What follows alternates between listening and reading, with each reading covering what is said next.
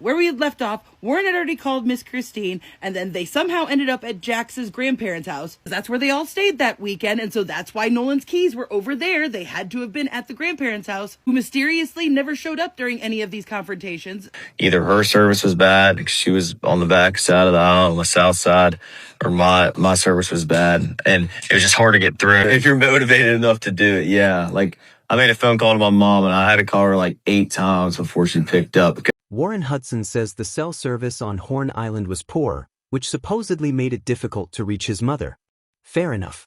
But Warren also says he called her 8 times before she finally answered. Then he says, if you're motivated enough to do it. So which explanation are we supposed to believe? Was the phone service really so bad that getting through was difficult, or was Warren simply determined enough to keep calling until she picked up? Those two explanations don't seem to fit together very well. And that isn't even the biggest issue. When you compare those calls with Nolan Wells's phone activity, the Coast Guard timeline, the boat footage, and the photographs from that day, the story begins to develop some major inconsistencies. Tonight, we're going directly into those inconsistencies. Nolan Wells was 18 years old. He went out on the water on the 4th of July, and he never came home. At first, the story sounds straightforward. A boat supposedly had problems. Nolan was allegedly left behind. His friends returned. The Coast Guard was contacted, and his family began searching for him. That's the version we've been told. But once you place the statements beside the timestamps, phone records, boats, and photographs, things stop looking so simple. That's why we're here. We're not just listening to what people claim happened. We're comparing their statements with what the available evidence appears to show. We'll examine Nolan's phone, the Coast Guard timeline, the boat that appears to have been connected to another vessel, and photographs that a TikTok investigator believes may have been edited or changed. We'll also look at a woman wearing a red striped swimsuit who appears around these boats multiple times. But before we get into all of that, there's another part of this story we need to discuss, where Nolan disappeared. This happened in Mississippi. And if we're going to seriously discuss the disappearance of a young black man in Mississippi, we can't completely ignore the state's racial history. Mississippi has one of the darkest racial histories in the United States. That history includes slavery, segregation, Jim Crow laws, racial violence, and decades of attacks against black Americans. Mississippi did not officially ratify the 13th Amendment, which abolished slavery, until 1995, more than a century after the amendment became part of the Constitution. The ratification was not formally recognized until 2013 because of a clerical error. Between 1882 and 1968, Mississippi also recorded more documented lynchings than any other state. That's history. But history matters when we're asking whether institutions have treated black families fairly and whether unanswered questions in a case received the attention they deserved. When a young black teenager disappears under disputed circumstances, the question isn't simply, what happened to him? We also have to ask, did everyone do everything they could to find him? Were all witnesses properly questioned? Was every boat identified and accounted for? Was the entire timeline carefully examined?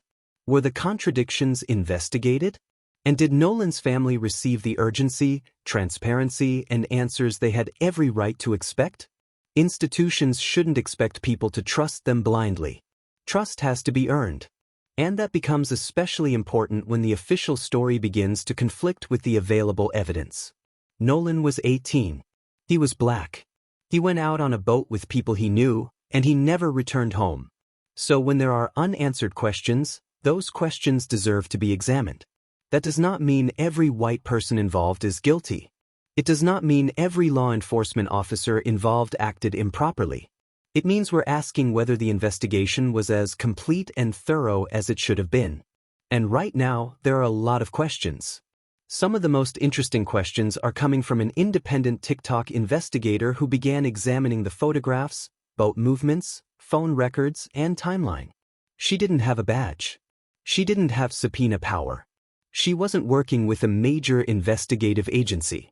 She simply looked at publicly available information and asked one basic question. Wait a minute. Does this actually make sense? And that's exactly what you're about to see. I'm going to play the entire footage, 13 minutes, with no interruptions. I won't talk over it. I won't tell you what to think while you're watching.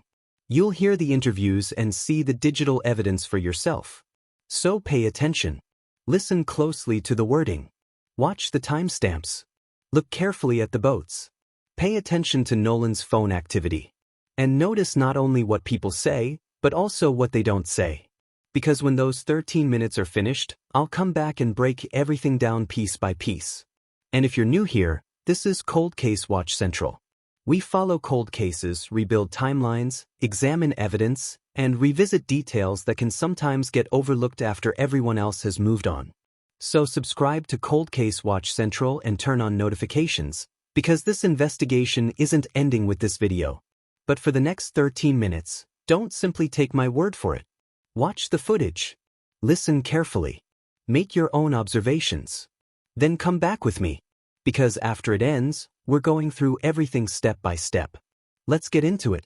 Oh, these little liars. I told y'all that Jax was the ringleader. I told y'all. He sat in this interview and he was telling stories about shit that he wasn't even there to witness. So let's break down some of the stuff that I heard in this interview. Let's start with Warren's first phone call, because y'all will remember that Warren said that he was over at Ava's house for that 4th of July party when they all started realizing that Nolan was missing, and he called Miss Christine at 11 o'clock. One of the first things I told Miss Christine Wells in the first phone call that ever occurred with anything to do with Nolan Wells being gone, because I was the first person to call Miss Christine about anything. First phone call, anything to do with Nolan Wells, was me making a phone call to Christine Wells. And one of the first things I said to her, with multiple witnesses here, pull up the phone call if you want. She said, oh, well, Nolan's location is with y'all at, where the house we were at. And I was like, well, no, he left his phone with us. I told her this. And yesterday, the same time that this interview came out, Christine Wells said this. 360 says that he's on land, and he was like, well, no, I mean, well, we have his phone. So both versions of the story say that Warren didn't tell her about the phone until after she confronted him with the 360. Now, Warren tells Miss Christine that he knows somebody in the Coast Guard and that he's going to call them, which is very fucking different than calling the Coast Guard, which absolutely explains why the Coast Guard came out and said at first that they had not received a call from the kids that night. The Coast Guard's initial statement said they weren't informed until 12:30. Then the Coast Guard later changed their story and said, oh wait, actually we did. And it seems to me that that first call was most likely an off-the-record to a friend kind of deal, which means these people freaked out and didn't call the Coast Guard until after all these people showed up at Jax's house. Which would explain why in the course of this interview it went from Warren called the Coast Guard to we did. Now, when the subject turns to how the family got the phone back from these boys, you'll notice that there was a couple slip-ups. Warren, you weren't at the house, and so you weren't there when they came to get the phone and all that. So now remember, Warren just said that he wasn't at the house when the phone was got. And then Morgan talks about getting a phone call from one of the people in Christine Wells' group. And how did they get the phone back? So I got a call from a kid we went to high school with. He called me just asking me questions. He saw people posting on Snapchat, like the picture that was circulating. Except this picture wasn't posted until July 5th. So how could this picture have been circulating on Snapchat that night? But let's continue. And he called and he was asking questions. He was like, where's Nolan? When's the last time y'all seen him? And then he was like, so where are y'all at? And I told him, I said, we're at Jax's house. And then Warren got on the phone, and I don't know. So they come to my house, right? And they kind of hold on before we get there. Was it confrontational or was it just just trying to find? It was confrontational. Yeah, already? wouldn't y'all agree? Yeah, he was 110%. He was very confrontational. And when did this was this on the night of the 4th or the next day? This was the night when this was before they came and got the phone. So this is the night of the 4th, yes. You guys are missing a part of the story. How did you get from Ava's house to Jax's house? Because Miss Christine is watching you guys on the Life 360. So suddenly she's seeing the phone leave one location and go to another. Of course I would be upset. And now all of a sudden Warren is there when the phone stuff starts happening? He's listening to the phone call? Now I need y'all to remember that Warren also said that the phone was in his truck on the first conversation, as we have from this report. Meaning if we were to believe Warren that he was not there when everybody showed up looking for the phone at some time in between 11 and 1 a.m., so then that would mean after they heard this angry phone call, Warren gets the phone out of his vehicle and puts it in Jack's house and then leaves. There's probably like 10, 15 people in my house I don't even know. And they're all up in our faces, going crazy, asking where Nolan is, and we don't know. And finally they get into Wyatt's face, and they're like, where's your boat? Where's the boat at? Demanding his address. Demanding his address and stuff like that. And he finally ends up giving it to them. We give them the phone. They have the phone at this point. Then they get the address to his house. Then they go to his house. And they're searching all over his boat, what I heard and stuff like that. Well, anyways, I don't really know much about that. But they come back to my house at around 1 o'clock in the morning. We called law enforcement. I was with Wyatt at the time. After we left Jackson's house that night, I was with Wyatt, and one person we were with saw that their location was headed towards Wyatt's house. And so Wyatt got on the phone with 911 and was like, hey, these people are on the way to my house, or already at my house. My mom and my dad are there alone, and they know nothing about this. But Wyatt's mom actually, when they were looking at the boat, they were actually walking from the boat, and she came out and started talking to them. Okay, so let me get this straight.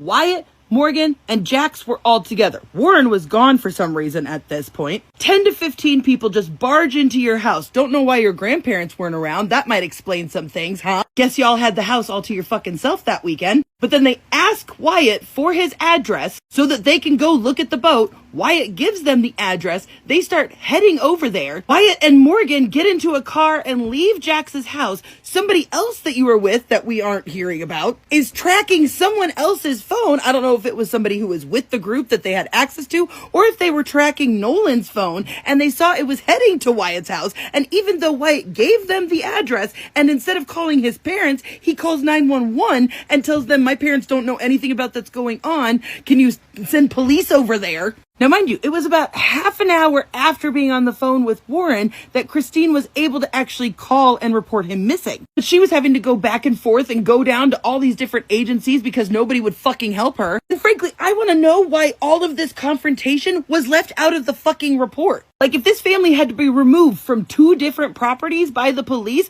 why is there no record of that? And in fact, it wasn't until after these confrontations that MDMR and Ocean Springs Police apparently had their little conversations about who was going to be taking over the case. Because remember, the Jackson County Sheriff Lieutenant told them that deputies had spoken with several friends that had traveled to the island on the vessel with Nolan, and that when they were left, he was in the company of an unknown female. So now, even though Warren had supposedly called the Coast Guard, all these family members are telling the police that the kid is missing. These are the people that last saw them. They're all like, we last saw him on the island. Still, the deputies said that they did not have reason to believe that there was any water-related exigencies or emergencies. Don't worry, y'all. I've got a lot fucking more to say about this stuff, so come back for part 2. I'm going to be immediately recording it because Warren fucked up pretty badly in this interview, and I'll show you why. Where we had left off, Warren had already called Miss Christine, and then they somehow ended up at Jax's grandparents' house. That's where they all stayed that weekend, and so that's why Nolan's keys were over there. They had to have been at the grandparents' house, who mysteriously never showed up during any of these confrontations.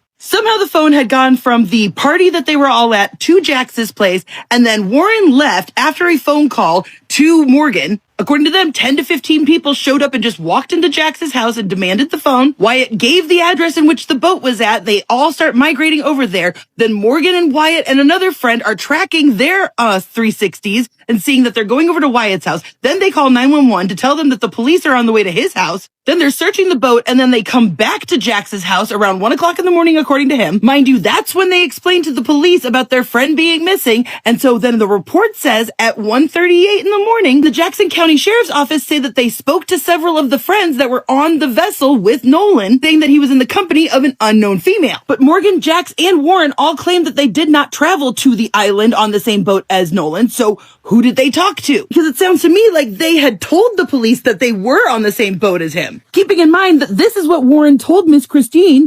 Named Katie. And so then it turned into, Katie is also missing. No one can find her. And the explanation of no one knows this Katie, like we've never met her. And Tristan said this. I was talking on my other buddy's phone, talking to Warren. He was dialing Coast Guard because he hung up the phone and was like, hey, this is them, bye, and hung up the phone. And that was the last time I talked to him. Mind you, Tristan is friends with Katie. They are mutuals. I have confirmed this. So now that we've got that timeline fucking straight, let's back up to something that Warren said during this interview. If you're motivated enough to do it, yeah. Like, I made a phone call to my mom, and I had to call her like 8 times before she picked up because either her service was bad because she was on the back side of the aisle on the south side, or my service was bad, and it was just hard to get through. Do y'all see that? Let me play it again slower for you. Either her service was bad because she was on the back side of the aisle on the south side, or my service was bad, and it was just hard to get through. Oh no.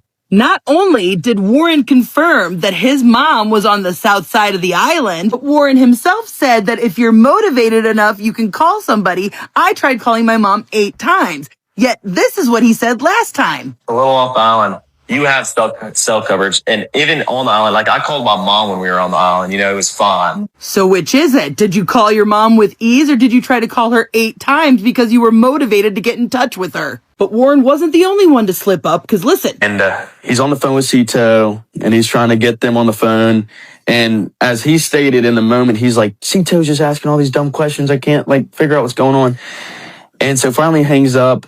And after the trim to the motor started to work again.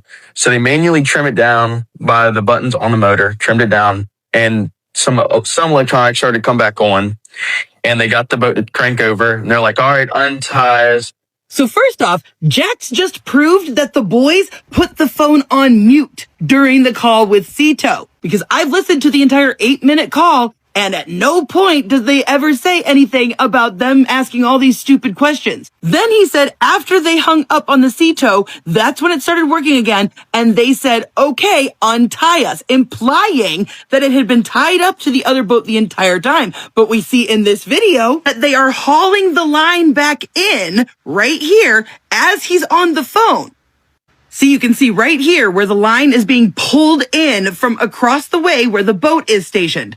Meaning he had already hung up with Cito at that point, and he had to have been on the phone with someone else. And what we see here is, once again, we have an interview where they go into so much detail about stuff that doesn't fucking matter. Well, I'm going to go ahead and first off explain a boat. We fucking get how a bilge pump works. We get it by now. Stop fucking talking about the bilge pump. What we actually want to hear about is the multiple stops that were made before ending up back at the grandparents' house before they even took the boat to the boat dock. We want you guys to explain how the Cito was canceled by the grandfather on the captain's private line before you guys had even hung up with Cito. That's why nobody believes a fucking word that you are saying. Because I showed y'all yesterday how AI had clearly doctored these photos. If you missed it, look, silver pole. Look, no silver pole. It's actually white. And if you look at this picture in the grandparents' driveway of the Triton, you will see that the little handrails are not leaning over. You will see that the rails are going straight up and down and not leaning, which is why I also suspect that the identity of whoever this is was intentionally covered up. Because first off, who wears this weird swimsuit thing? This is somebody who, if they were with them, would have stood out in a crowd. But this woman who's in a red striped swimsuit with a white baseball cap shows up in a lot of different pictures, just oh so obscured. Here she is again, handing out beers on Bart's boat. So I personally suspect that whoever that was in fact on the Triton, and they used AI to change her clothing and to obscure her identity. Because I think this was either Warren's mother or Wyatt's stepmother, which would explain the older female voice people have said they've heard on the Cito. Because otherwise, why would he need to call his mother 8 times? Unless, according to his own words, If you're motivated enough to do it, yeah. Because remember, there is a 4th boat out there. 1, 2, 3, and 4. Holy fuck, I just accidentally stumbled onto something that literally is concrete proof. Oh my god, next video coming, oh my god! If you watch the TikTok investigators' latest breakdown of the Nolan Wells case, one thing becomes obvious almost immediately. This is no longer just about what happened to Nolan, it's about whether the story being told about those first critical hours can actually fit together, and that distinction matters because when a young man disappears, people naturally want answers, families want answers, investigators want answers, viewers want answers, but answers don't come from taking one person's version of events and treating it as the entire truth. They come from putting every statement, every phone movement, every call, every location, every boat, and every photograph next to one another and asking one simple question: do they all tell the same story? That's exactly where this TikTok creator's interview becomes interesting. She isn't simply pointing at one moment and saying that's it, that's the answer. Instead, she's walking through a series of details that when placed together create a timeline filled with questions, and one of the biggest places to start is Warren. According to the interview, Warren repeatedly presents himself as the first person who contacted Christine Wells after Nolan was reported missing. He doesn't just mention it casually, he emphasizes that point. He says he was the first person to call Christine about Nolan being gone. Now, being first doesn't automatically make someone suspicious. In fact, if Warren really was the first person to contact Nolan's mother, that could be an important fact in understanding the timeline. But the moment someone places themselves at the beginning of an investigation timeline, everything they say about that moment becomes important. What exactly did Warren tell Christine? According to Warren's account, he told her that Nolan's phone was with the group. Think about how important that information would have been to a mother trying to locate her missing son. Christine wasn't simply trying to figure out where a phone was, she was trying to figure out where Nolan was, and according to the material presented by the TikTok creator, Christine already had information from Life 360 showing Nolan's phone in a particular location. That creates an immediate question: if Warren knew the group had Nolan's phone, why wasn't the complete situation immediately clear? Because there is a huge difference between saying we have Nolan's phone and saying we have Nolan's phone, and here's exactly where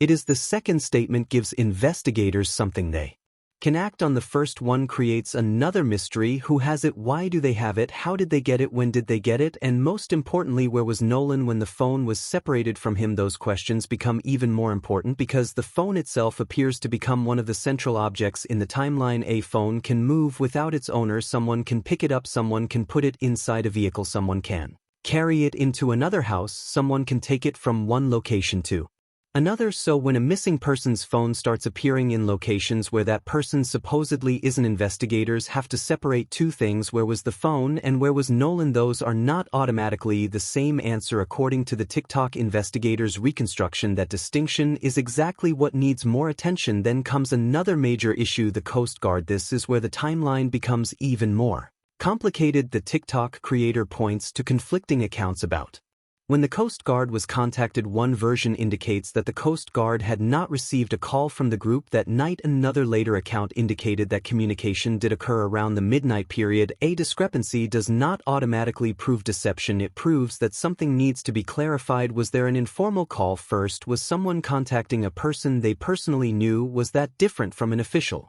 emergency communication? Was there a later call that became the formal response? Those questions shouldn't be answered by guessing. They should be answered through records, call logs, dispatch records, recorded communications, official timestamps, because if those records exist, the timeline can be tested, and that's what makes this case so compelling. The more you look at the first hours, the more every minute seems to matter. The phone was moving, people were making calls, different locations were involved. The Coast Guard communication is being described in different ways, and eventually people connected to Nolan's family were trying to locate the phone and figure out what was happening. That's a lot of activity packed into a very short period. And then we reach Jackson's house. According to the interview presented by the TikTok creator, this is where the situation becomes much more confrontational. Multiple people reportedly arrived at the house looking for answers, and one of the things they wanted was Nolan's phone. But another detail makes this part of the timeline especially important. Warren says he wasn't there when the phone was retrieved. If that account is accurate, then the question isn't simply where the phone was. The question becomes who moved it before the others arrived, who had it when people demanded it, and who ultimately handed it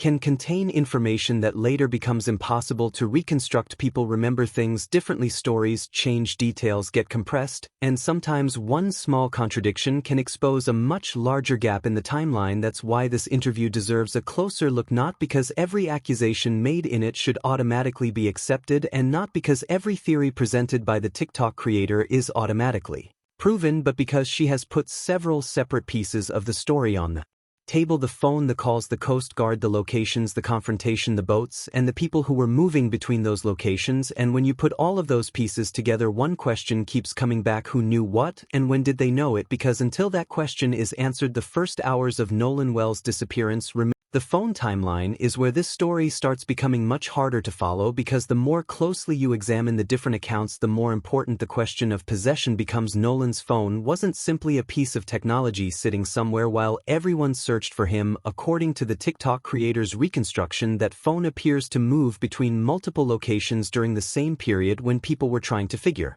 out where Nolan was, and that creates a very basic investigative question: who actually had control of the phone at each point of the night? Let's go back to the beginning. Warren says that he was at Ava's house during the 4th of July gathering when everyone began realizing Nolan was missing. He says he contacted Christine and told her that Nolan's phone was with them. On the surface, that sounds like a straightforward detail, but the TikTok creator points out that Christine's understanding of the phone's location appears to have developed through the conversation rather than being immediately explained to her. If that's accurate, the timing of what Warren told her becomes important, not because it automatically proves anything, but because the difference between what someone volunteered and what they revealed only after being questioned can tell investigators how information was being communicated in those first critical moments. Then the phone apparently becomes part of a much larger chain of movement. According to the reconstruction discussed in the interview, the phone goes from the gathering location toward Jackson's grandparents' house and later toward the area associated with Wyatt's boat. That means somebody had to physically transport it. Again, that doesn't tell us why it happened. There could be an innocent explanation: someone may have picked it up because they thought it was useful, someone may have believed Nolan had left it behind, someone may have been trying to help locate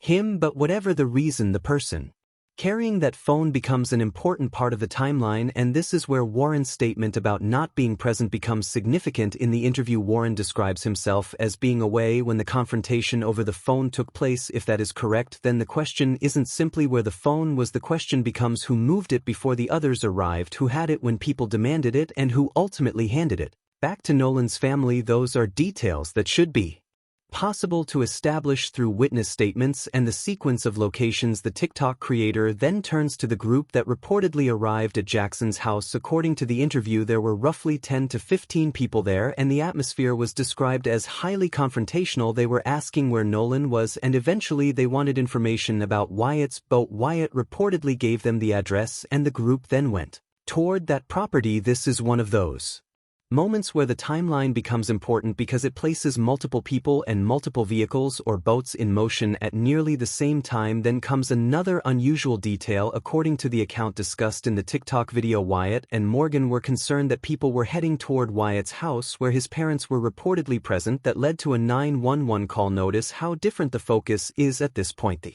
original problem is Nolan's disappearance, but now the people at the house are worried about what might happen at another property. That doesn't mean either side was wrong to be concerned. It simply means the night had developed into something much more complicated than a straightforward search, and that's why the timing matters so much. If Nolan's family was still trying to determine where he was while other people were moving between houses and boats every minute, could potentially explain how the information spread: who called whom, who told them about the phone, who knew where the boat was, who knew which property belonged to Wyatt, and who knew enough about the situation to become concerned that people were heading there. Another major question involves law enforcement. The TikTok creator highlights a report indicating that deputies spoke with several friends who had traveled to the island on the same vessel as Nolan and were told that Nolan had been left in the company of an unknown female. That statement creates another problem for the timeline because the people being discussed in the interview have reportedly described their own movements differently. So now the question becomes who exactly gave law enforcement that information. That is one of the most important questions in this entire section of the story. If officers were told that Nolan was last seen with an unknown woman, somebody had to provide that information. Was that person part of the group? Was it someone else who had been on the island? Was the information based on something somebody personally witnessed, or was it simply something they had heard? Those distinctions matter. A first-hand observation is different from something passed from one person to another, and an investigative report should ideally make that distinction clear. The situation becomes even more complicated when the name Katie enters the conversation.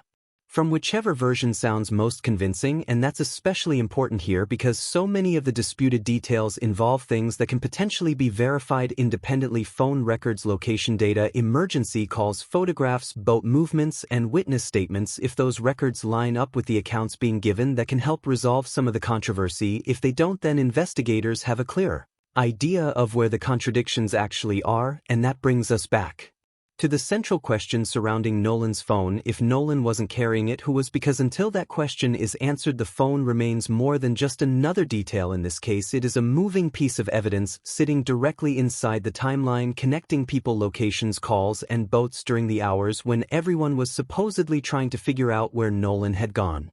The phone is only the beginning, because once the timeline moves away from Jackson's house and toward the boats, another set of questions starts to emerge. This is where the TikTok creator focuses heavily on the Coast Guard communication and the stories surrounding the Triton, and if you listen carefully to the interview, the details about that call may be just as important as the call itself. According to the account presented in the TikTok video, Jack described a situation in which the boat was having mechanical problems and the group contacted Cito. Jack's version makes the call sound like an important part of the emergency. He describes questions being asked, frustration developing during the conversation, and then the call ending before the boat was apparently able to operate again. At first, that sounds like a relatively ordinary account of a boat experiencing trouble, but the TikTok creator argues that the actual audio does not appear to match the way Jack later described it. That distinction matters. A person's memory of a stressful phone call can be imperfect. They may remember the conversation differently after time has passed. They may focus on the parts that seemed important to them while forgetting smaller details. So the fact that the description differs from the audio does not automatically mean someone intentionally changed their story, but it does create something that can be checked: what was actually said during that call.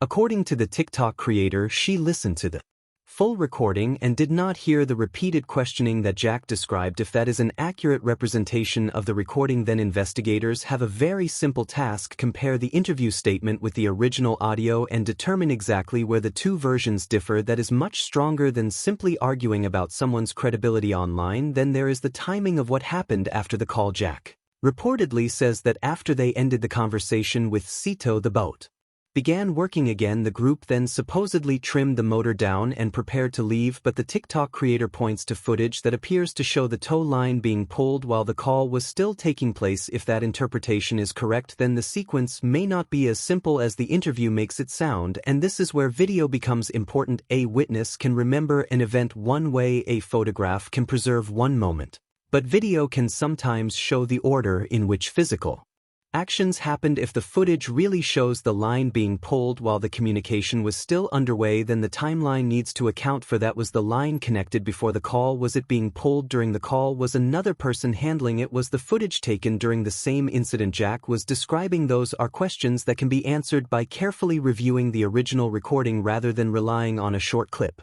The larger issue is the possibility of another vessel. The TikTok creator repeatedly points toward what she believes may be a fourth boat in the surrounding footage. Now, this is where we need to be extremely careful. Seeing something that looks like another boat does not establish that it was involved in Nolan's disappearance. It does not establish who owned it, who was aboard it, or whether anyone connected to Nolan even interacted with the people on that vessel. But if there really was another boat in the area, it should be possible to identify.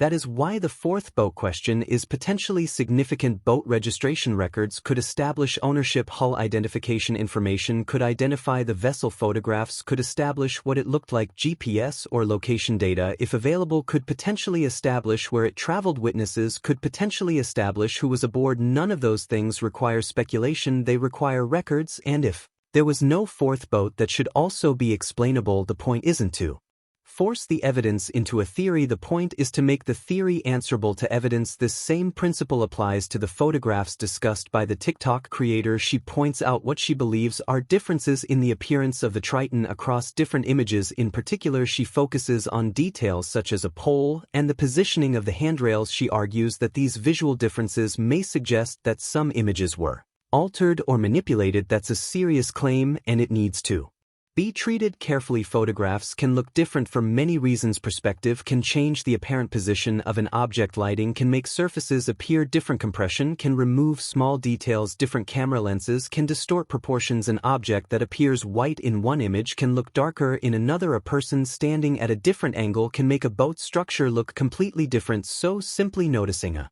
difference between two photographs does not prove that artificial editing occurred, but that doesn't mean the images should be ignored. If the original files are available, they can be examined. Metadata can potentially provide information about when and how an image was created or modified, although metadata itself is not. Would eliminate one theory. The point is not to make the woman the center of the case. The point is to identify her so the speculation can stop. The same approach should be used for every piece of evidence being discussed. The Ceto recording should be compared with the interview. The boat footage should be reviewed in its original context. The photographs should be examined in their original form. The possible fourth boat should be identified through records, and the phone timeline should be compared with every known movement. When those pieces are tested independently, the investigation becomes much stronger, because the real question isn't whether one clip looks strange. The real question is whether the entire sequence can be reconstructed without contradictions. And right now, according to the TikTok creator's analysis, that's exactly, and that is where the woman becomes important to the timeline, not because her presence proves anything, but because identifying her could potentially answer several basic questions. Who is she? Which boat was she on? Was she actually present on the island that night? Did she know Nolan? Did she see the group? Did she hear any communication about the boat? And was she ever interviewed by investigators? Those questions are far more useful than simply saying the woman looks suspicious. The TikTok creator suggests that the woman could possibly be Warren's mother or Wyatt's stepmother. But again, that is an identification theory, not an established fact.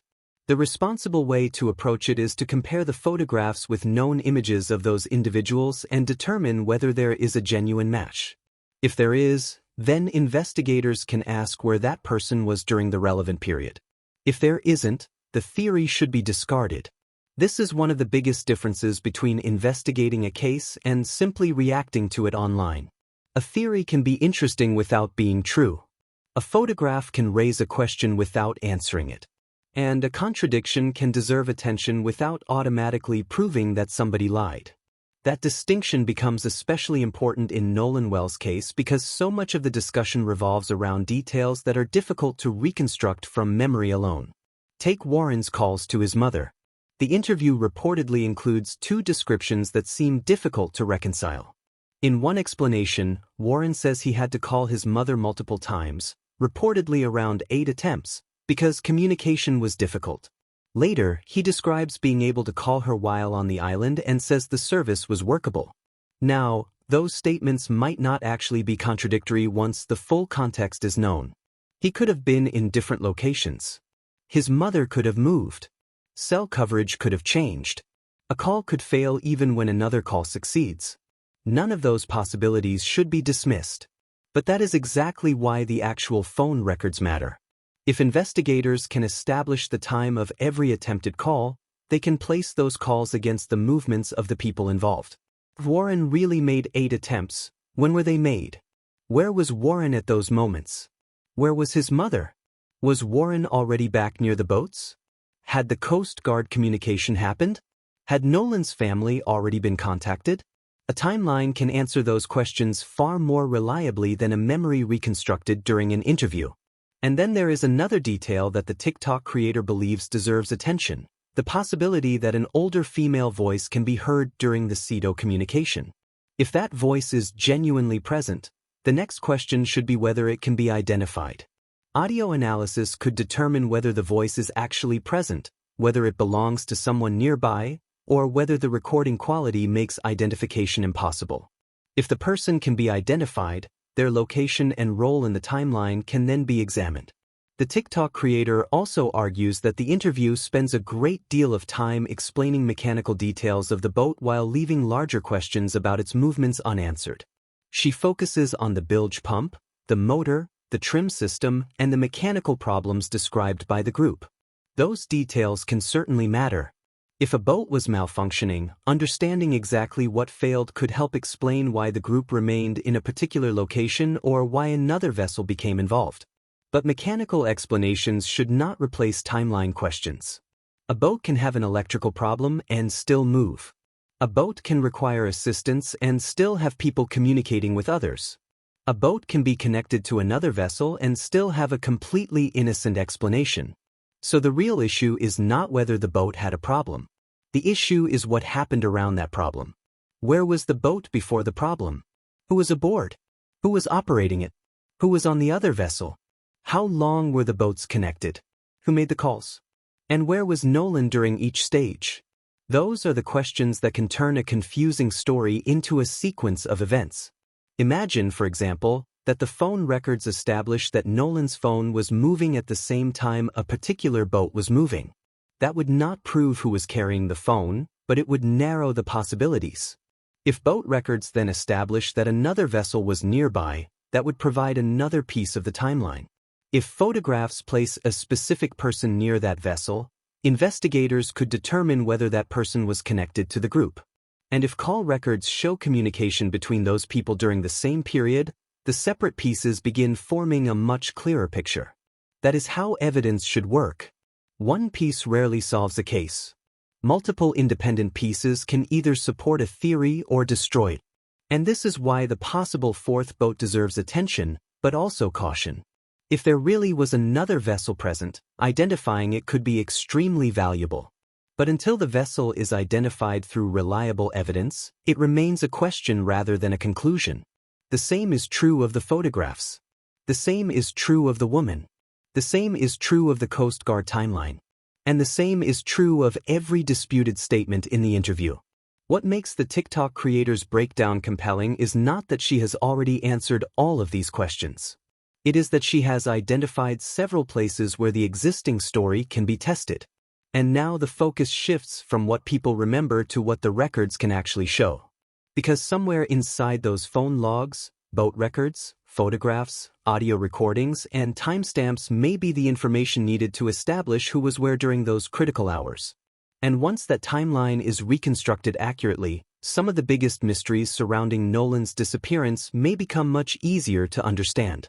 And that is exactly where careful. At this point, the biggest issue isn't one isolated statement, it's the way several different parts of the story appear to overlap during the same critical window. The phone is moving, people are moving between properties, calls are being made, boats are being discussed, and different versions of what happened are being presented. When all of those details are separated, each one can seem relatively small, but when they are placed on the same timeline, the gaps become much harder to overlook, and that is why the TikTok creator keeps coming back to the same basic question: what exactly happened between the moment everyone realized Nolan was missing and the time law enforcement became fully involved? One of the most important pieces is the sequence involving Jackson's grandparents' house. According to the interview discussed by the TikTok creator, this was where several people were staying during the holiday weekend. That location becomes important because Nolan's keys were reportedly there, and the phone also appears to have been moved there during the same general period. If Nolan's phone was at that house while Nolan himself was not, investigators need to establish exactly how it got there. Was it brought there intentionally? Was someone carrying it without realizing how important it would become? Did somebody believe Nolan had left it behind, or did the phone arrive there as part of another sequence of events that hasn't been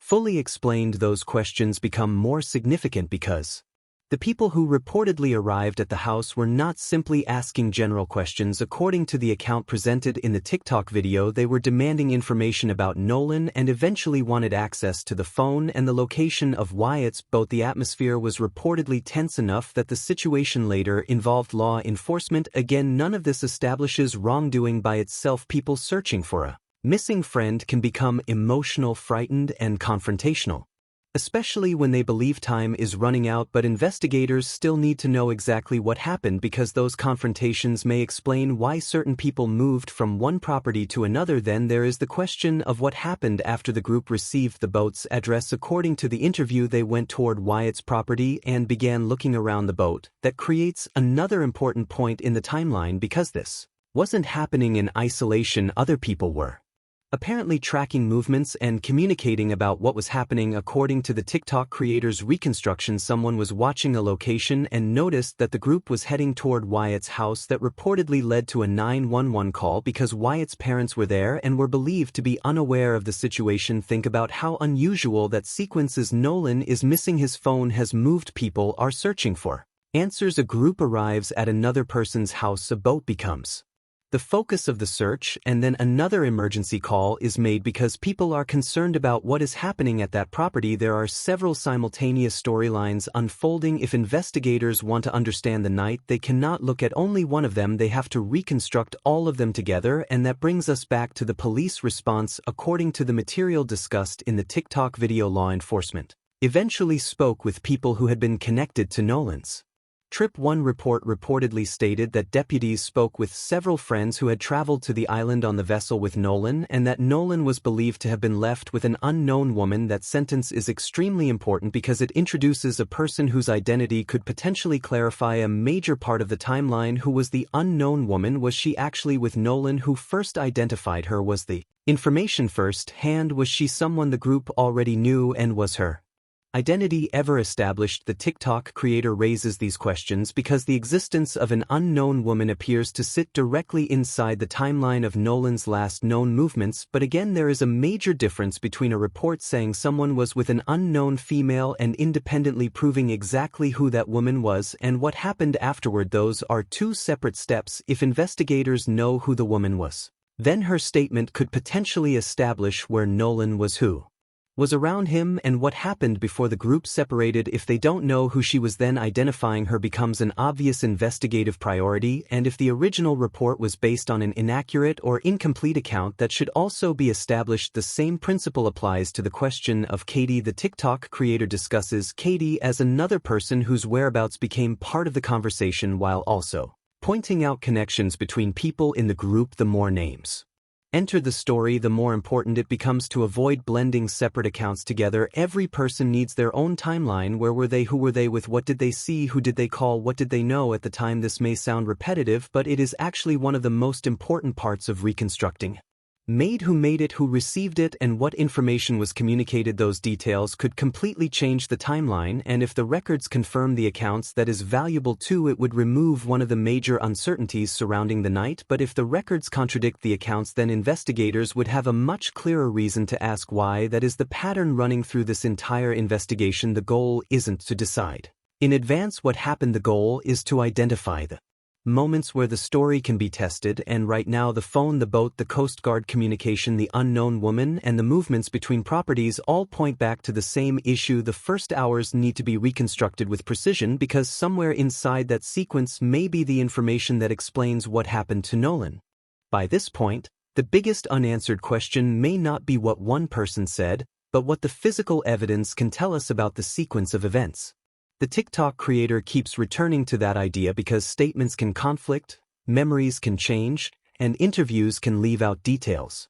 But phones, photographs, recordings, and boat records can sometimes provide a separate way to test those statements.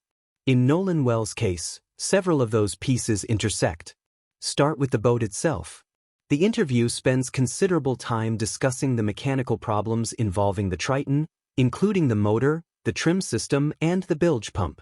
Those details may sound technical, but they matter because the condition of the boat could help explain why the group stopped, why another vessel may have become involved, and how long they remained in a particular location.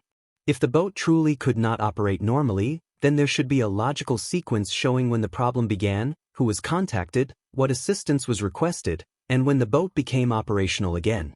That is where the CETO call becomes important. According to the TikTok creator, Jack's description of that communication does not completely match what she says can be heard in the recording.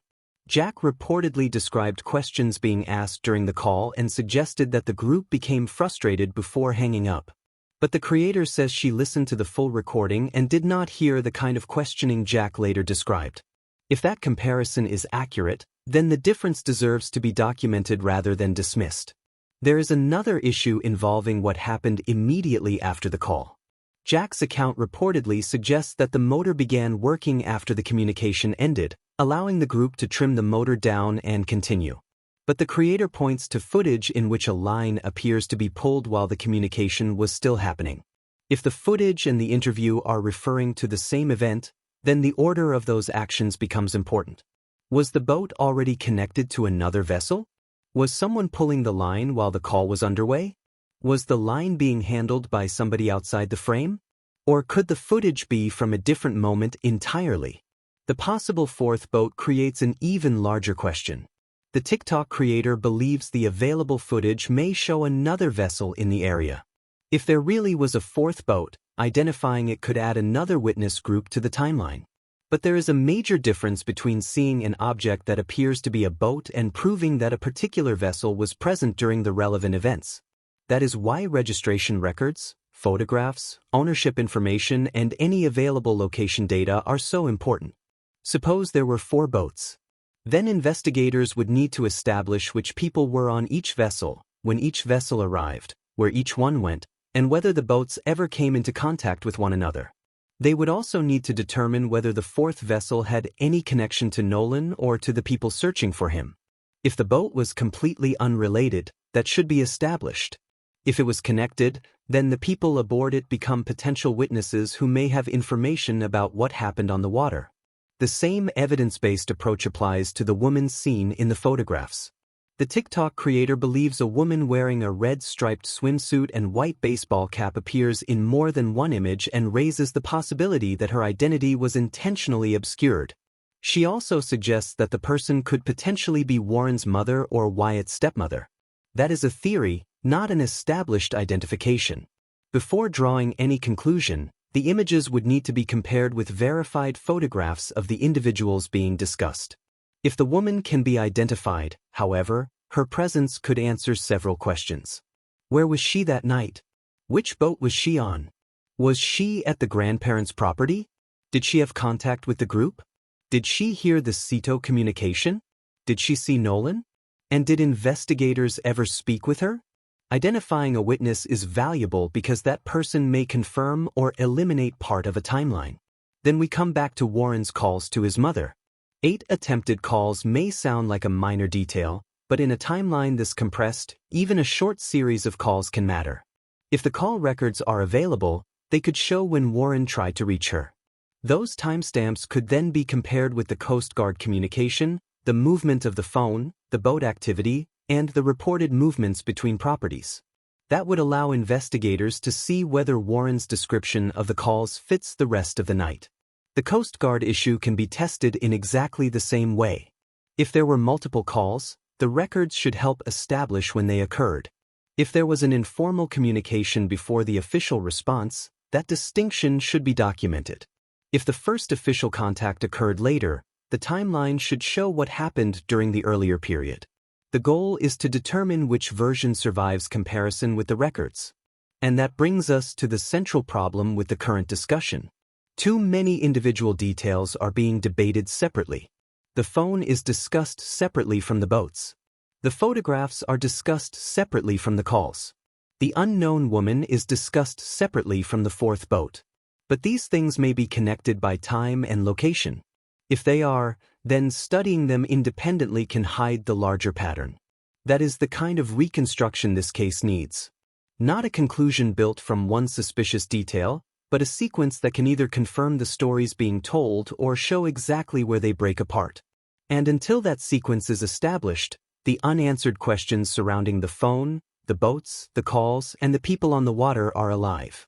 The deeper this timeline goes, the more one thing becomes clear: the biggest unanswered questions are not necessarily hidden in one dramatic moment, they may be sitting inside the ordinary details that happen between those moments: a phone call, a change in location, a boat moving from one place to another, someone arriving at a house, someone leaving a photograph taken at a different time. Each detail may look insignificant by itself, but when the goal is to reconstruct the first hours of Nolan Wells' disappearance, those details become the framework of the entire story. That is why the TikTok creator's focus on the timeline is so important. The purpose of a timeline isn't to decide who is guilty or innocent, it's to establish what could have happened and what could not have happened based on the available information. If 2 events supposedly happened at the same time in different locations, somebody's account needs clarification. If a person says they weren't present while another account places That discrepancy needs to be examined, and if a phone appears to move while its owner is supposedly somewhere else, investigators need to determine who was carrying it. The phone may therefore be one of the most useful pieces of evidence in this entire story. A person can forget when they made a call, they can misremember where they were standing, they can remember the order of events differently after weeks or months have passed.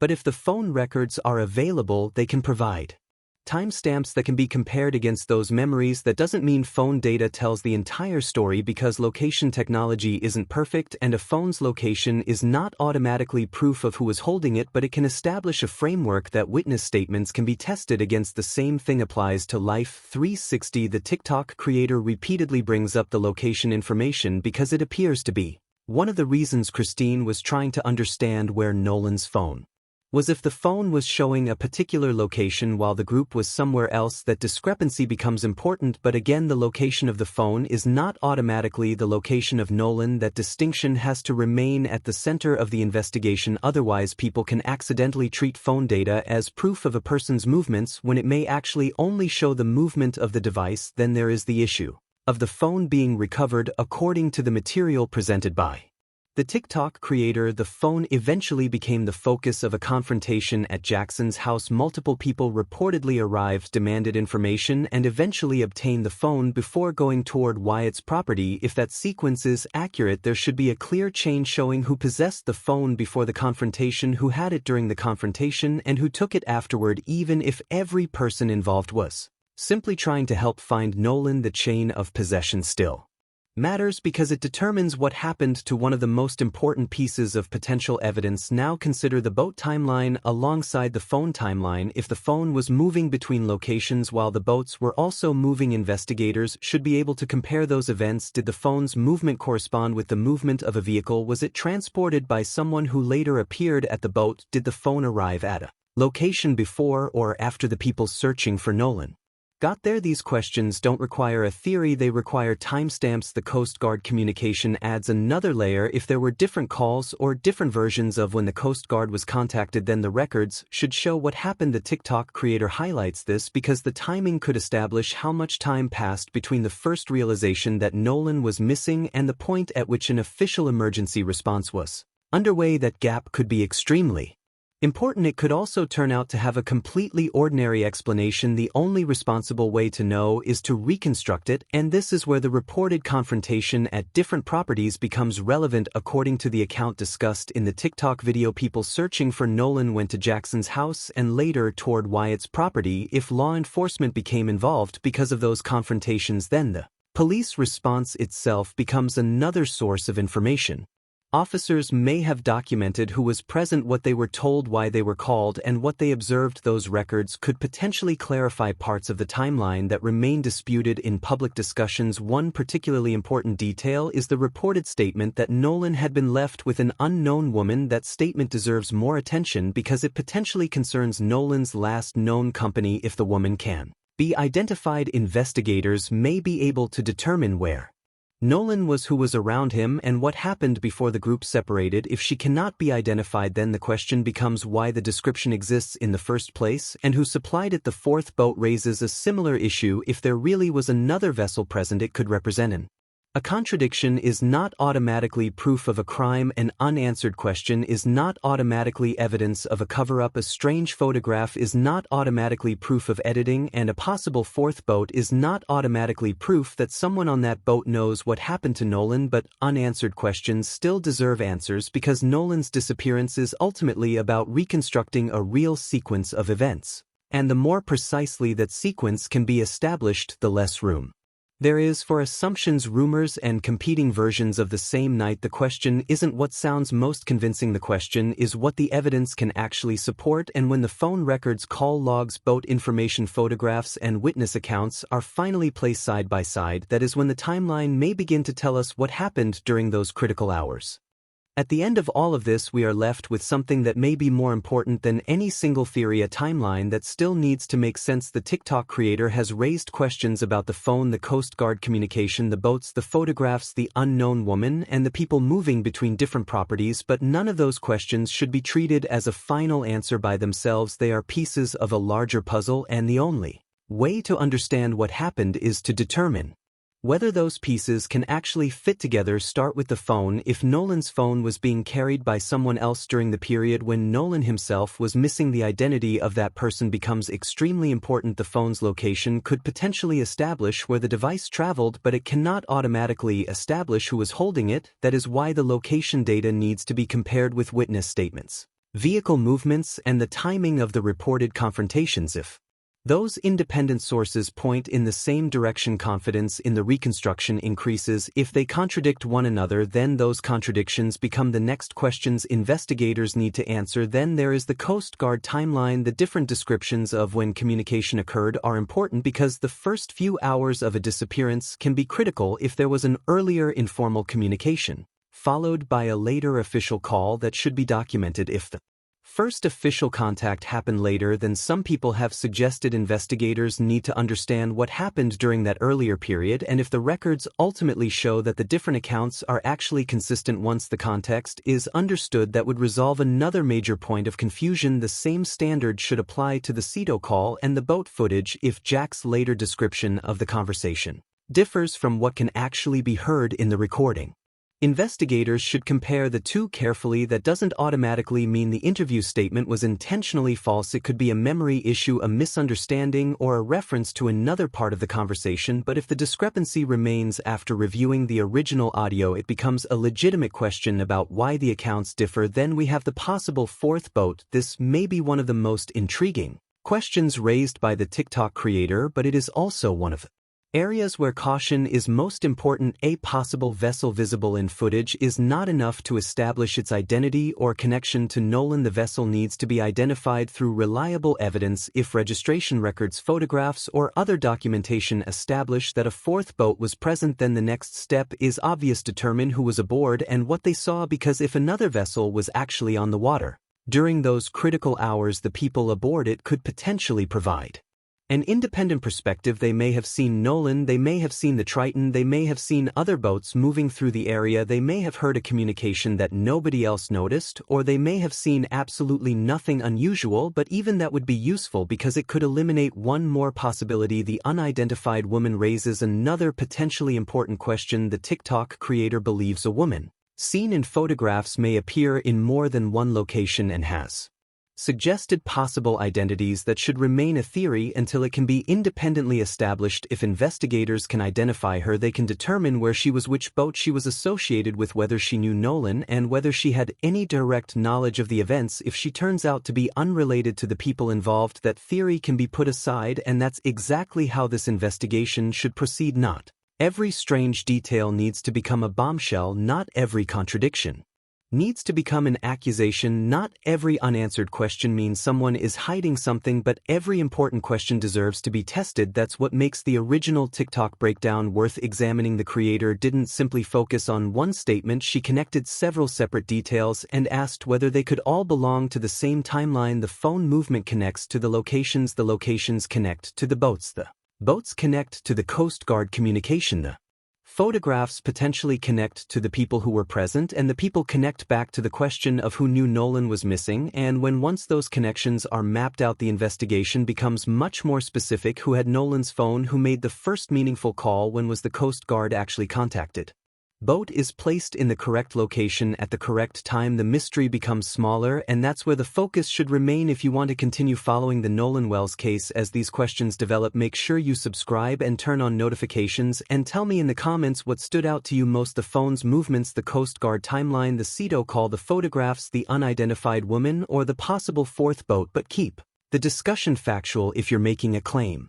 Explain what evidence you're basing it on, because this case doesn't need more rumors, it needs a timeline that finally makes sense. And until every piece of that timeline is accounted for, the questions surrounding those critical hours are not going anywhere.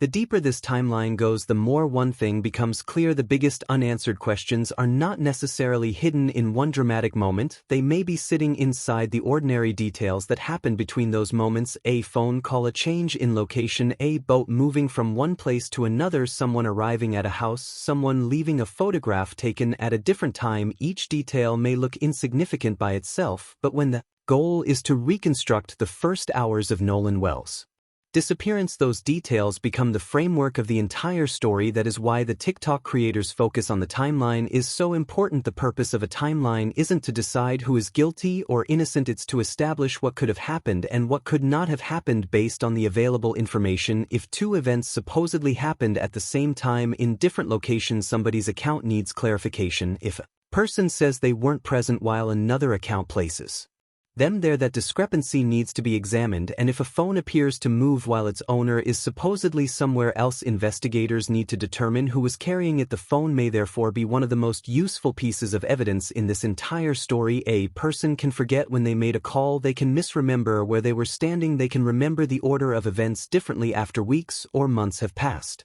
But if the phone records are available, they can provide timestamps that can be compared against those memories. That doesn't mean phone data tells the entire story, because location technology isn't perfect and a phone's location is not automatically proof of who was holding it, but it can establish a framework that witness statements can be tested against. The same thing applies to Life 360. The TikTok creator repeatedly brings up the location information because it appears to be one of the reasons Christine was trying to understand where Nolan's phone was. If the phone was showing a particular location while the group was somewhere else, that discrepancy becomes important. But again, the location of the phone is not automatically the location of Nolan. That distinction has to remain at the center of the investigation. Otherwise, people can accidentally treat phone data as proof of a person's movements when it may actually only show the movement of the device. Then there is the issue of the phone being recovered according to the material presented by the TikTok creator. The phone eventually became the focus of a confrontation at Jackson's house. Multiple people reportedly arrived, demanded information, and eventually obtained the phone before going toward Wyatt's property. If that sequence is accurate, there should be a clear chain showing who possessed the phone before the confrontation, who had it during the confrontation, and who took it afterward. Even if every person involved was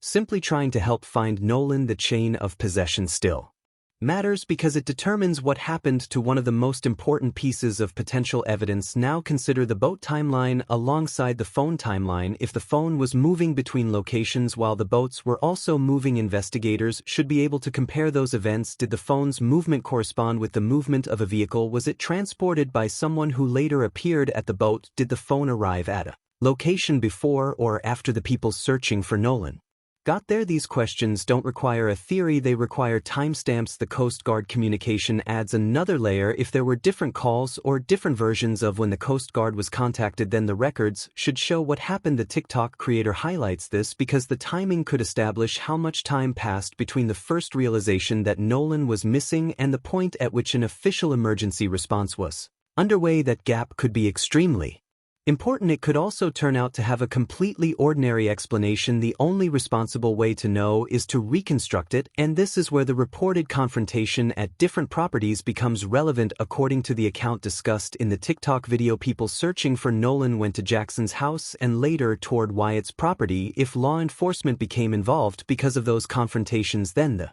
police response itself becomes another source of information. Officers may have documented who was present, what they were told, why they were called, and what they observed. Those records could potentially clarify parts of the timeline that remain disputed in public discussions. One particularly important detail is the reported statement that Nolan had been left with an unknown woman. That statement deserves more attention because it potentially concerns Nolan's last known company. If the woman can be identified, investigators may be able to determine where Nolan was, who was around him, and what happened before the group separated. If she cannot be identified, then the question becomes why the description exists in the first place and who supplied it. The fourth boat raises a similar issue. If there really was another vessel present, it could represent a contradiction is not automatically proof of a crime. An unanswered question is not automatically evidence of a cover-up. A strange photograph is not automatically proof of editing, and a possible fourth boat is not automatically proof that someone on that boat knows what happened to Nolan. But unanswered questions still deserve answers because Nolan's disappearance is ultimately about reconstructing a real sequence of events.